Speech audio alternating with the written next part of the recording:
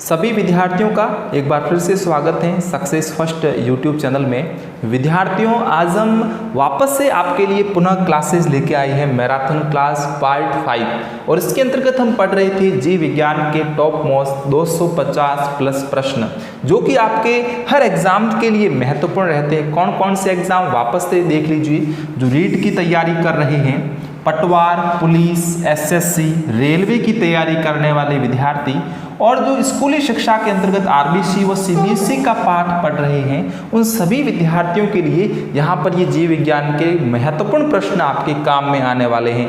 बहुत सारे प्रश्न, बहुत सारे कॉन्सेप्ट, मैं यहाँ तक कहूँगा कि आपकी आधी से ज़्यादा बायोलॉजी इन 250 प्रश्नों में सिमट कर रह जाएगी। चलिएगा, हम पहले प्रश्न को, आज के पहले प्रश्न को लेते हैं और यहाँ तक शायद मेरा ये आखिरी पार्ट होगा जिसमें मैंने मैक्सिमम प्रश्नों को लेने का प्रयास किया है।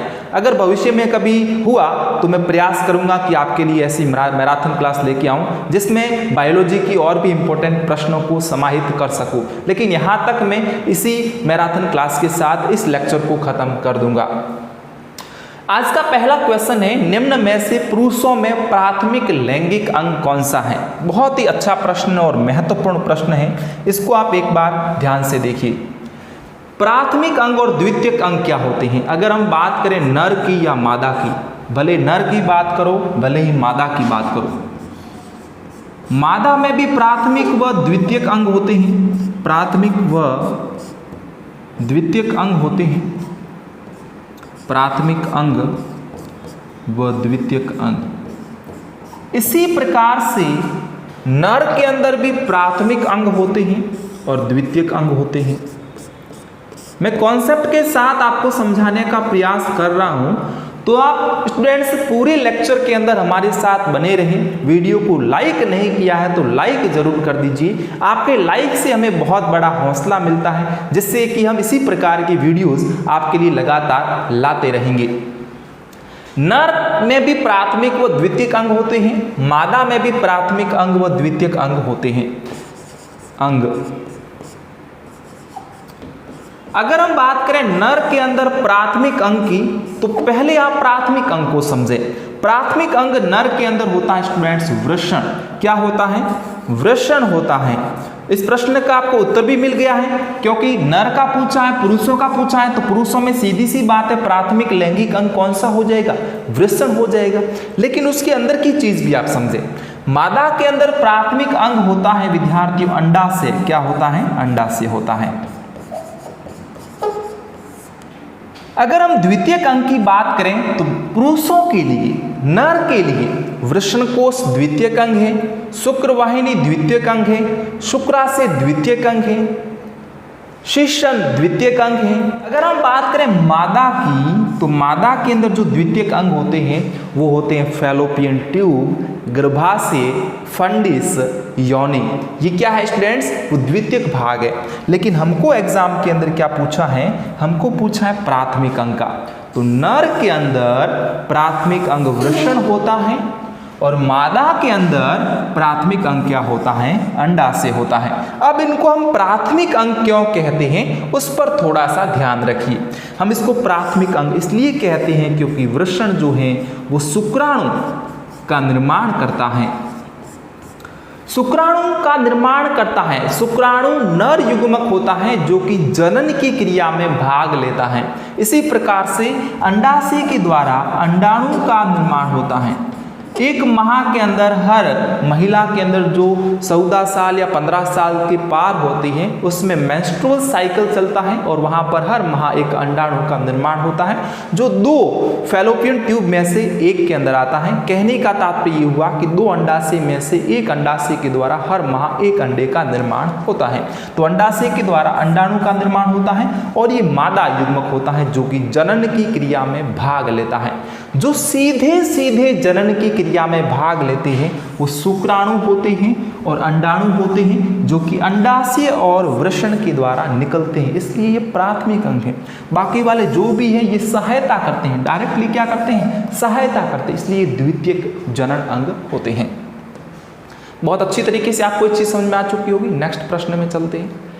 निम्न में से प्रमुख मानव नर लिंग हार्मोन कौन सा है? फिर से नर की बात की है और नर में भी क्या, नर लिंग हार्मोन की। तो एक ही होता है टेस्टोस्टेरोन। एस्ट्रोजन नहीं है, ये मादा के लिए है। प्रोजेस्टेरॉन भी नहीं है, ये भी मादा के लिए है। लेकिन बात करें हम टेस्टोस्टेरोन की, तो टेस्टोस्टेरोन यहाँ पे सही उत्तर है, जो कि नर लिंग हार्मोन है, जो नर के अंदर लैंगिक लक्षणों का विकास करता है।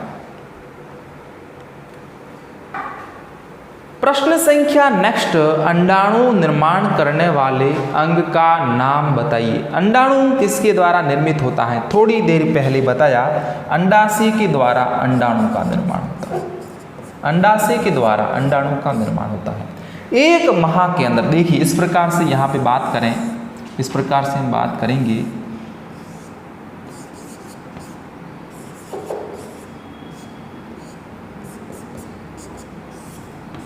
इस प्रकार से हम बात करेंगे। यहाँ पे मादा के अंदर 2 अंडे होते हैं। कितने अंडे होते हैं?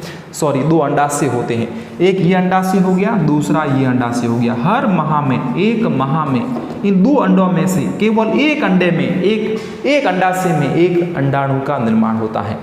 एक माह के अंदर इन 2 अंडाशय में से एक अंडाशय में हर माह एक अंडाणु का निर्माण होता है, जो कि जनन की क्रिया में भाग लेता है।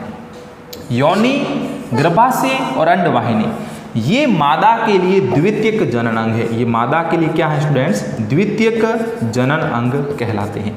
अंडाशय यहाँ पे प्राथमिक जनन अंग होने के साथ साथ यहाँ पे क्या है? अंडाणु का निर्माण, इसलिए तो इसको प्राथमिक जनन अंग कहते हैं। स्त्रियों में प्रमुख लिंग हार्मोनों के नाम बताइए। थोड़ी देर पहले मैं बता चुका हूँ इसके बारे में, बिल्कुल समझ में आ चुका होगा आपको कि जो प्रोजेस्टेरॉन और एस्ट्रोजन होते हैं, ये दोनों के दोनों जो हार्मोन होते हैं वो महिलाओं में स्रावित होते हैं, इसलिए ये महिलाओं के अंदर या स्त्रियों के अंदर प्रमुख लिंग हार्मोन कहलाते हैं।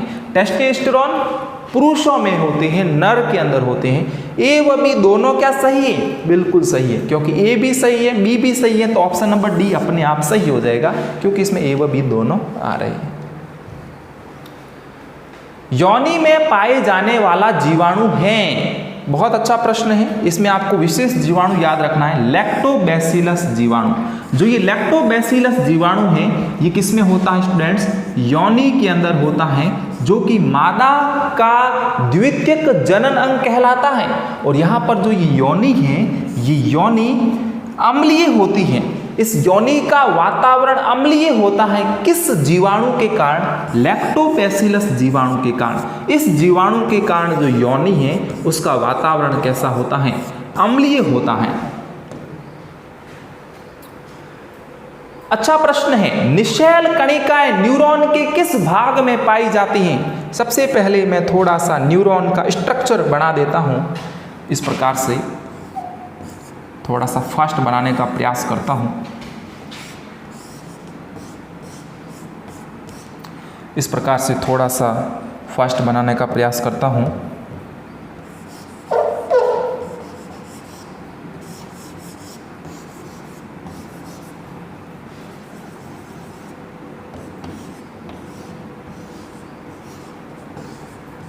देखिए, ये मैंने न्यूरॉन की फटाफट से स्ट्रक्चर ड्रॉ कर दी है, जैसे भी बनी है ठीक है।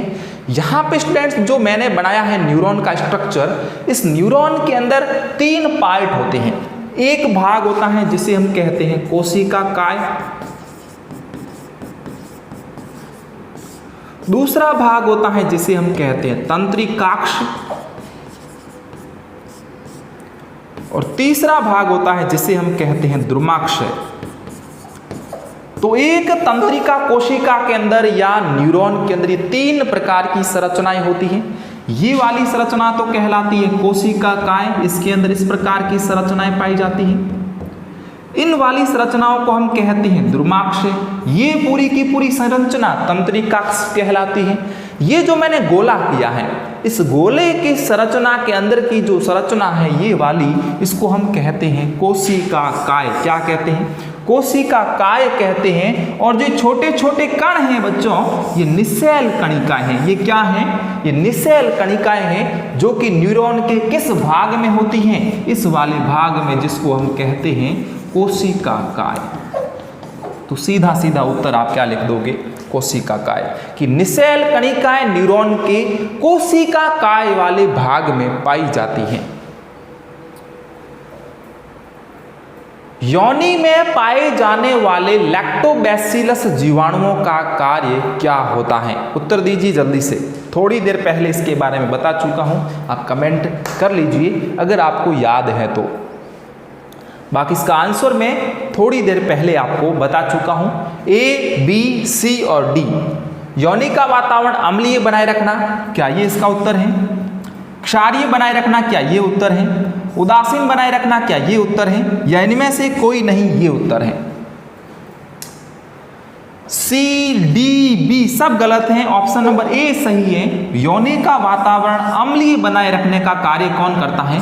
लैक्टोबैसिलस जीवाणु करते हैं, जो कि मैं पहले थोड़ी देर पहले आपको बता चुका हूं। माता व भ्रूण के मध्य स्थापित कड़ी अथवा संरचना को क्या कहते हैं? मां के पेट में बच्चा पलता है और वो बच्चा मां के शरीर से ही पोषण प्राप्त करता है। जो न्यूट्रिशन होते हैं, जो पोषण होते हैं, वो कहां से ग्रहण करता है बच्चा? भ्रूण, महिला से ग्रहण करता है। तो सीधी सी बात है, जो मां के पेट में पल रहा बच्चा होता है वो मां से किसी न किसी संरचना के माध्यम से जुड़ा होता है। उस संरचना को क्या गर्भाशय कहते हैं? नहीं। फंडिस नहीं, प्लेसेंटा कहते हैं। क्या कहते हैं? प्लेसेंटा। प्लेसेंटा के माध्यम से माता व भ्रूण आपस में जुड़े होते हैं, या फिर हम यूं कहेंगे कि माता व भ्रूण के मध्य स्थापित कड़ी अथवा संरचना को हम प्लेसेंटा कहते हैं। महिलाओं में फैलोपियन ट्यूब को धागे से बांधना अथवा शल्य क्रिया के द्वारा काटना क्या कहलाता है? दो टर्मिनोलॉजी यहाँ पे आपको दी गई है। दो टर्मिनोलॉजी आपको दी गई है। एक तो है टर्मिनोलॉजी वेसोक्टोमी, दूसरी टर्मिनोलॉजी है ट्यूबेक्टोमी। आप कौन सा उत्तर सही करोगे? अंडवाहिनी की बात करेंगे। जब महिलाओं में फैलोपियन ट्यूब को, यानी कि फैलोपियन ट्यूब का मतलब है अंडवाहिनी को जब काटा जाता है या उसको बांधा जाता है या शल्य क्रिया के द्वारा काटा जाता है, तो उसको हम कहते हैं ट्यूबेक्टोमी। क्या कहते हैं? ट्यूबेक्टोमी कहते हैं। और जब वेसोक्टोमी आता है तो यहाँ पे नर के अंदर शुक्रवाहिनी को काट के बांधना। जब शुक्रवाहिनी को इस प्रकार से देखिए, ये शुक्रवाहिनी है पूरी की पूरी, यहाँ पर या आगे इस प्रकार से यहाँ पे काट दिया, काटने के बाद यहाँ से इस प्रकार से इसको यहाँ से बांधा, इसको बांधा, नलियों को काटा और बांधा, इसको कहेंगे वेसोक्टोमी। पुरुषों में, महिलाओं में कहते हैं ट्यूबेक्टोमी। नर तथा मादा युग्मक का आपस में संलयन क्या कहलाता है? नर तथा मादा युग्मक का आपस में संलयन क्या कहलाता है? फर्टिलाइजेशन या निषेचन, युग्मनज या जाइगोट, भ्रूण या एम्ब्रियो या शिशु, इनमें से कौन सा उत्तर सही है? जब नर युग्मक शुक्राणु मादा युग्मक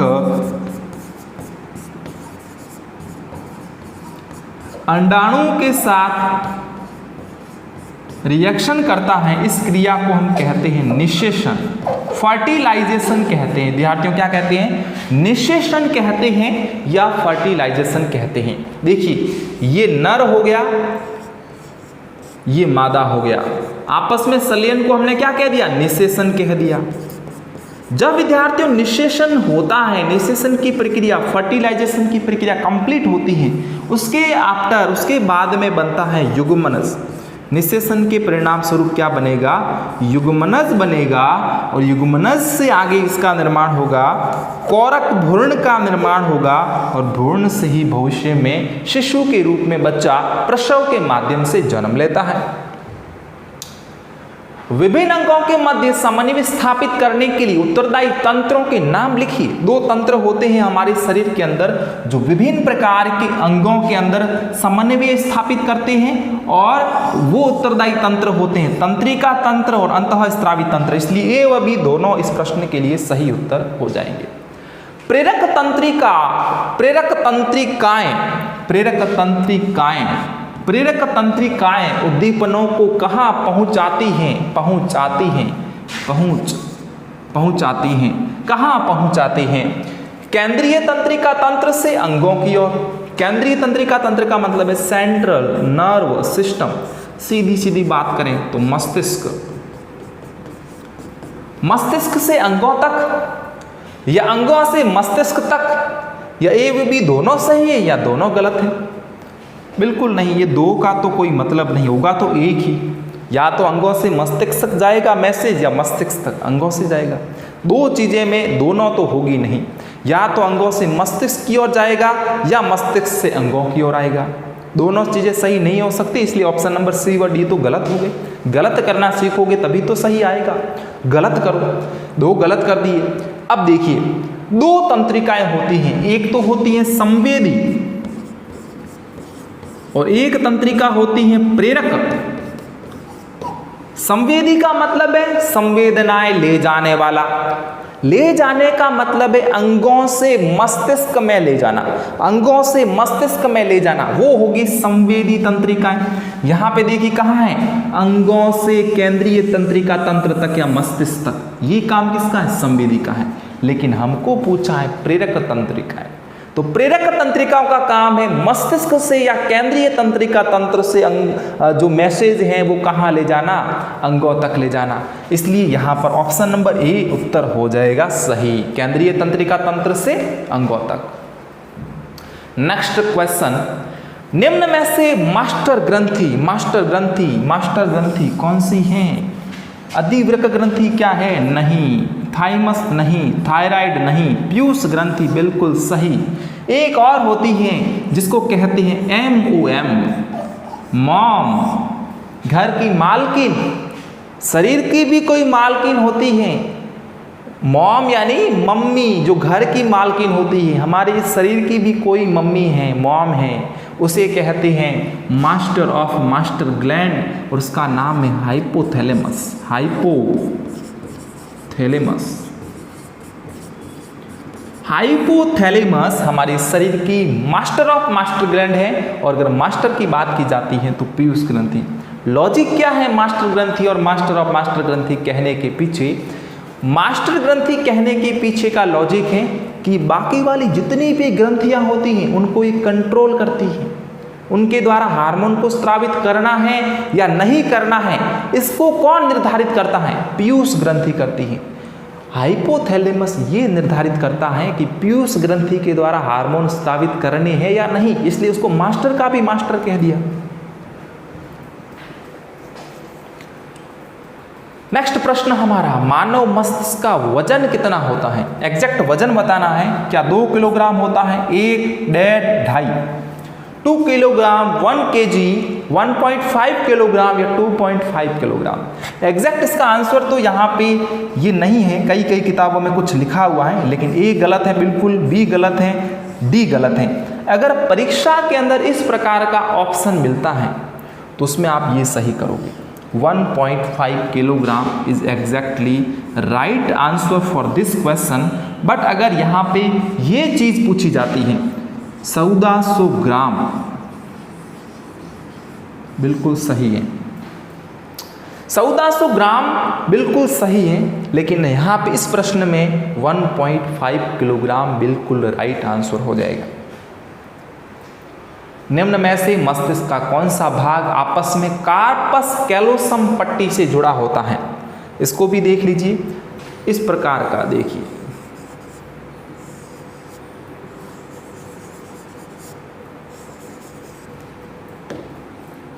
ये जो पट्टी होती है इस पट्टी को कहते हैं कार्पस कैलोसम।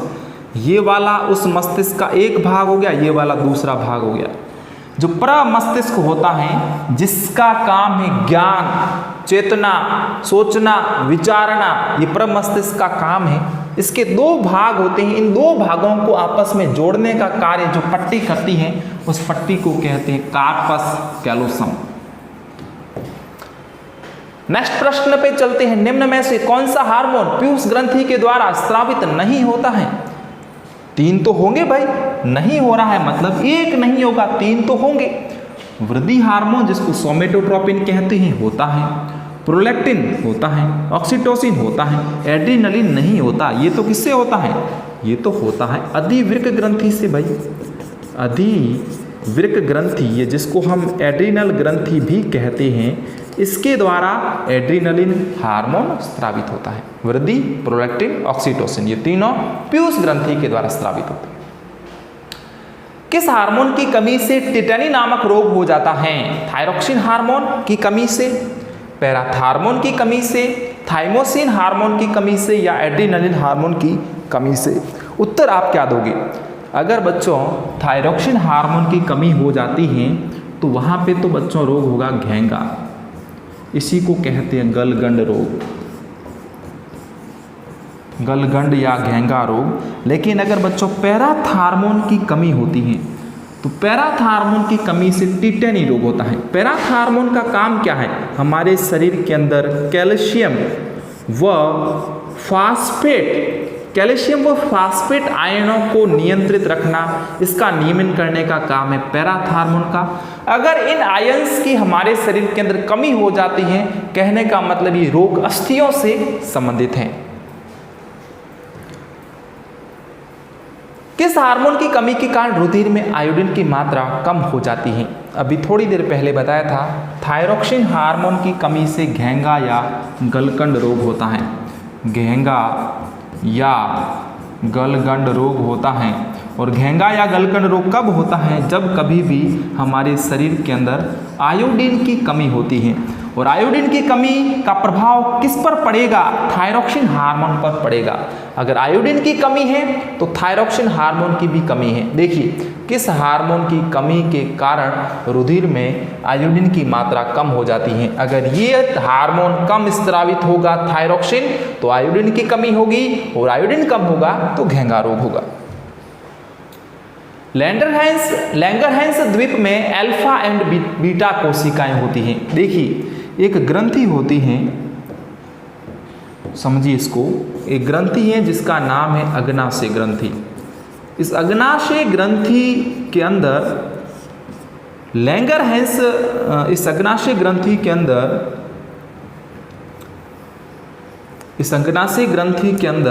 लैंगरहैंस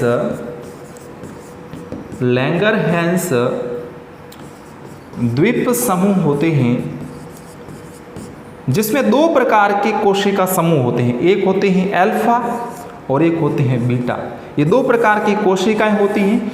अल्फा कोशिकाओं के द्वारा एक हार्मोन स्रावित होता है जिसे हम कहते हैं ग्लूकेगॉन, और बीटा कोशिकाओं के द्वारा एक हार्मोन सर्कुलेट होता है जिसको हम कहते हैं इंसुलिन। अब आपको सही उत्तर राइट करना है। लैंगरहैंस द्वीप में अल्फा और बीटा कोशिकाएं पाई जाती हैं। भाई बता दिया, ये अल्फा कोशिका है, ये बीटा कोशिका है। इनमें से जो ये अल्फा कोशिका है बच्चों, ये जो अल्फा कोशिका है, ये अल्फा कोशिका कौन सा हार्मोन स्रावित करती है? तो सीधा का सीधा उत्तर आप क्या लिख दोगे? ये अल्फा कोशिकाएं ग्लूकेगॉन हार्मोन सर्कुलेट करती हैं। ऑप्शन नंबर बी इस प्रश्न के लिए सही होगा। मस्तिष्क का सबसे बड़ा भाग कौन सा है? प्रमस्तिष्क, अनुमस्तिष्क, पोन्स, मेडुला ऑब्लोंगेटा। तो मस्तिष्क का सबसे बड़ा, सबसे ह्यूज जो भाग होता है वो प्रमस्तिष्क होता है। प्रमस्तिष्क ये लगभग 80% हिस्सा मस्तिष्क का घेरता है, जिसका काम है ज्ञान, सोचना, विचारना, चेतना का काम।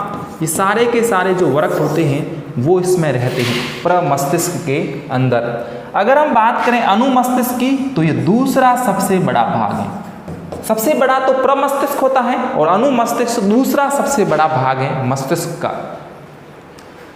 जैविक घड़ी या बायोलॉजिकल क्लॉक किस हार्मोन को कहा जाता है? जैविक घड़ी या बायोलॉजिकल क्लॉक का मतलब क्या होता है? हमारे शरीर के अंदर दैनिक लय का नियमन, जिसे हम कहते हैं दैनिक लय का नियमन। अब आप कहोगे कि सर ये दैनिक लय क्या होती है? दैनिक लय का मतलब है हमें कब उठना है, हमें कब जागना है। फॉर एग्जाम्पल हमें कहीं जाना होता है और हम अलार्म सेट करते हैं, और एक्चुअल में होता क्या है कि हम अलार्म से पहले ही जग जाते हैं। वो है हमारा दैनिक लय। हमारे दिमाग के अंदर एक घड़ी सेट है जो हमें पहले ही जागृत कर देती है। तो वो दैनिक लय का नियमन करने वाला हार्मोन स्टूडेंट्स होगा मेलेटोनिन हार्मोन। एड्रिनल नहीं है, प्यूबर्टी नहीं है, थाइमोसिन नहीं है। एड्रिनल हार्मोन को स्टूडेंट्स कहते हैं आपातकालीन हार्मोन, इसको हम कहते हैं आपातकालीन हार्मोन। और जो मेलेटोनिन हार्मोन होता है ये मनुष्य के अंदर जो पिनियल ग्रंथि होती है, मस्तक के अंदर पिनियल ग्रंथि, इस पिनियल ग्रंथि के द्वारा एक हार्मोन स्रावित होता है मेलेटोनिन, जो कि एक दैनिक लय का नियमन करने वाला हार्मोन है, जिसके कारण उसको कहते हैं बायोलॉजिकल क्लॉक या जैविक घड़ी। आपातकालीन हार्मोन के बारे में बात करते हैं तो एड्रिनलिन हार्मोन को आपातकालीन हार्मोन कहते हैं। यहाँ पर अगर आपातकालीन परिस्थितियों की बात करें, जैसे कि कभी लड़ाई झगड़ा हो जाता है, या फिर हम किसी फ्लाइट के अंदर उड़ान भर रहे हैं, या हमारे सामने एकदम से शेर आ गया, हमको डर लग रहा है, डर की अवस्था में शरीर को एक्टिव करता है, हमारे शरीर को तैयार करता है एड्रिनलिन हार्मोन, इसलिए इसको कहते हैं इमरजेंसी हार्मोन या आपातकालीन हार्मोन। निम्न में से कौन सी ग्रंथि जो बच्चों में ज़्यादा विकसित होती हैं? इस प्रकार की मनुष्य की बॉडी है, इस प्रकार से ध्यान से देखिए, थोड़ा सा मैं रफ डायग्राम बना रहा हूँ। इस प्रकार की मनुष्य की बॉडी है, ये मस्तक वाला भाग हो गया और ये सीने वाला भाग हो गया। सीने में एक यहाँ पर ग्रंथि होती है, इस ग्रंथि को कहते हैं थाइमस ग्रंथि। ये थाइमस ग्रंथि जो बच्चे होते हैं, बच्चों में ज़्यादा बड़ी होती हैं, लेकिन जब बच्चा धीरे धीरे जब बड़ा होता है तो ये ग्रंथि धीरे धीरे सिकुड़ के बिल्कुल छोटी हो जाती है। बच्चों में ज़्यादा विकसित लेकिन वयस्क होने पर सिकुड़ जाती है। कौन सी ग्रंथि? थाइमस ग्रंथि, जो कि बच्चों में ज़्यादा विकसित होती है। सो हेलो, कंप्लीट हो गया आज का लेसन, आज का लेक्चर, और इसी के साथ हम मैराथन क्लास को यहीं फिनिश करेंगे। अगर आपको यहाँ पे सीरीज पसंद आ गई है तो इसको लाइक करें, इसको शेयर करें। लगातार हमारे साथ जुड़े रहने के लिए आप सभी स्टूडेंट्स का बहुत बहुत धन्यवाद। Thank you very much.